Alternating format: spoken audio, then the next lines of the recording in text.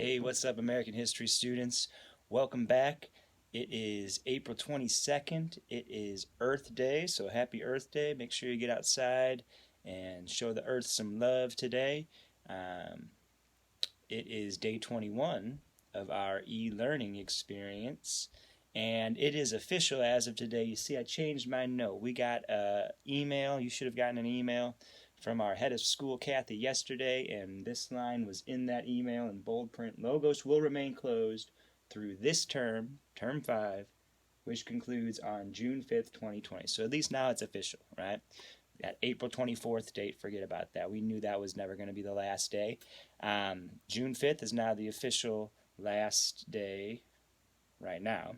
But if you read that whole email, Kathy goes on to say that she will reevaluate where we're at for term 6, whether or not we'll be coming back into the building. But right now, it doesn't look like that's going to happen. But as of right now, that's the plan. We are open for business, just not physically open the building through this term. Open for business meaning we're taking care of business right here at home, just like we have been for the past, almost 5 weeks now. Can you imagine that? 5 weeks? Do you guys think when this began you'd ever make it through 4.5, 5 weeks of this e-learning thing?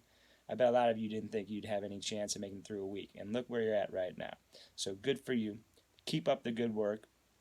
Don't let up now, right? We are in the middle of term 5, and we want to keep term 5 rolling. I want to get, straight A's across the board for term 5 American history. And so far, we're off to a really good start, so let's keep it up. That being said, we are moving on to a new topic today, a new chapter. And so let's get on to the old Blackbaud bulletin board and take a look at this, eh? Let's see, Blackbaud bulletin board. There we are, right? Ooh, look at that. Zoom meeting tomorrow. We have our second Zoom meeting tomorrow at 11 a.m. Right here, 11 a.m. Make sure you log in for that. Make sure you don't oversleep. 11 is not too bad, right? I know it's still one of the earlier Zoom meetings. I know a lot of teachers like to have Zoom meetings in the afternoon. Not me. I like to be done with it by the afternoon. So, 11 a.m., make sure you look out for that link. The link will be all over the place. It'll be on the bulletin board. It'll be sent out to you in a message. It'll be an assignment. Look for that Zoom meeting link and make sure you are logged in and Zooming with us at 11 a.m. tomorrow. As for today, as always, we're going to go first to the Topics tab because we will see our new topic. What is our new topic? The newest topics are always either at the top of the screen or to the far left, depending on what screen you're looking at. And so we finished up the 1950s yesterday, and today we are moving on to the Civil Rights Movement. Just one last thing on Harry S. Truman before we leave the 1950s, because remember, Harry S. Truman was president until 1952. Right? Harry S. Truman was really the first president to actually stand up and say that we should be doing some things for civil rights, which made him very unpopular with a lot of people in this country in the early 1950s, right? Martin Luther King, was unknown at that time. And a lot of Americans, like we've talked about in the 1950s, it was all about going with the flow and just doing things the American way, right? And what's the American way? The American way is whites on top, non-whites on the bottom. And anyone who stood up and said, well, that's not right, they were looked at as, a weirdo, someone going against the grain. And so Harry Truman, stood up to that. And he wasn't able to get much done given the situation, given the circumstances, but at least he had the guts to stand up and say, what America's doing as far as race is not right, and it hasn't been right for a long time. And what we actually start to see after Harry Truman in the later part of the 1950s and definitely into the 1960s is we start to see finally some positive changes. And that's what this is all about. And like I said, you guys have heard of Martin Luther King. You've heard of Rosa Parks, right? So a lot of this stuff shouldn't be new to you. Hopefully some of you recognize this scene from Selma, Alabama. There was a great movie made about that a few years ago. But this is where the non-violent protest took place, one of many during that era. that was nonviolent on the part of the protesters, but definitely not nonviolent on the part of the police that broke it up, right? And we'll talk about why that happened, right? But this is an interesting topic. This is usually a lot of schools do this, save this topic for Black History Month. I think it's a part of history like anything else, and so we should study it right within the curriculum. We shouldn't just save it for February. But we do have the first section of our new chapter, chapter 21, right here, and there is an assignment with some questions about this. Again, this is going to start out with the early movements in civil rights. Look at this. We got Jackie Robinson, right? First African American Major League Baseball player. That's a big deal, right? And that was in the 1947 when Jackie Robinson broke the color barrier. So even before the 1950s. What we start to see in 1947, in the later part of the 1940s and the early part of the 1950s, we start to see some opinions starting to at least change, at least in the minds of some people. And World War II has a lot to do with that, right? World War II ends in 1945. Well, what do we do, in 1941 to 1945 during the World War II? We fought against racists. We fought against Nazis. And we sent African American soldiers and Japanese American soldiers and Mexican American soldiers and others to go fight against this racist regime, right? But then after the war ends, these people come back and they say, hey, we need to fight racism here in America, right? And so that was a big part of where this came from, right? And that leads us into the 1950s.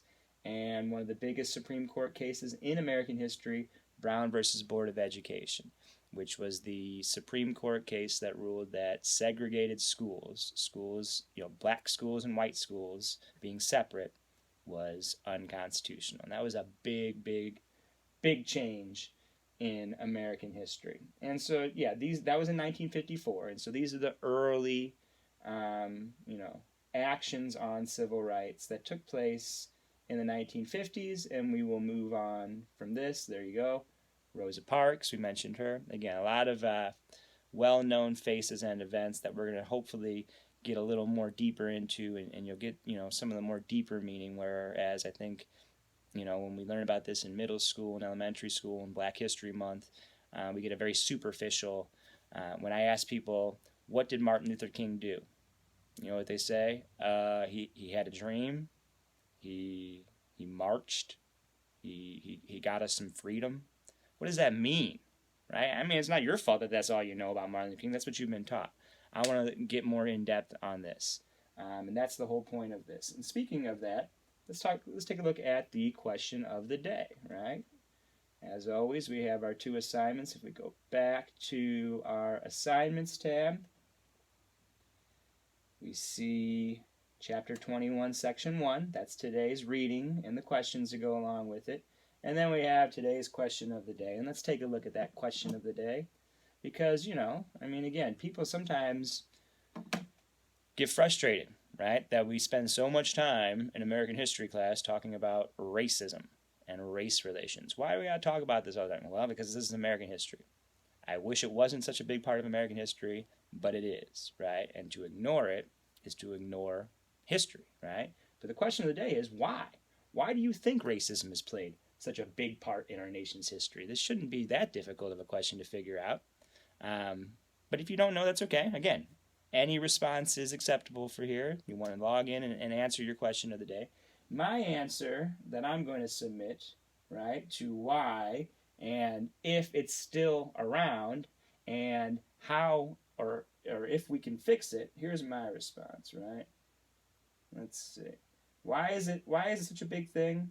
Because our country was founded on the idea of slavery and white supremacy, right? White supremacy. We hear this term racism thrown around a lot. There is superficial terms like bigotry and stereotypes and all these other things that people can be. Racism specifically is when you believe and you act on the belief that there are superior races and inferior races. That's the definition of racism, right? And so things are called racist when they're not really. They're being bigoted or biased or, again, stereotypical. If you believe that there are superior races of people and inferior races of people, that is racism.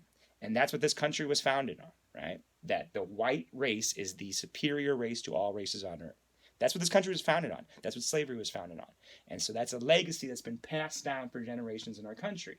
And even though we don't teach that in school anymore, it's still being taught in homes across America, unfortunately. And we still have racial inequality and institutionalized racism in our education and criminal justice systems, which we should work to eliminate, right? Racism still exists today in the quality of education people get and in the quality of justice we get when it comes to how the law is applied. And I think those are two things that are still around that we need to work on. I'm going to post my response. Let me see. I think I got a typo there that I'll fix later. But I'm going to go ahead and post my response. There it is. Response posted. You get on there and post your response, and if you have any questions or concerns, let me know, and I will see you tomorrow in the Zoom meeting. Peace.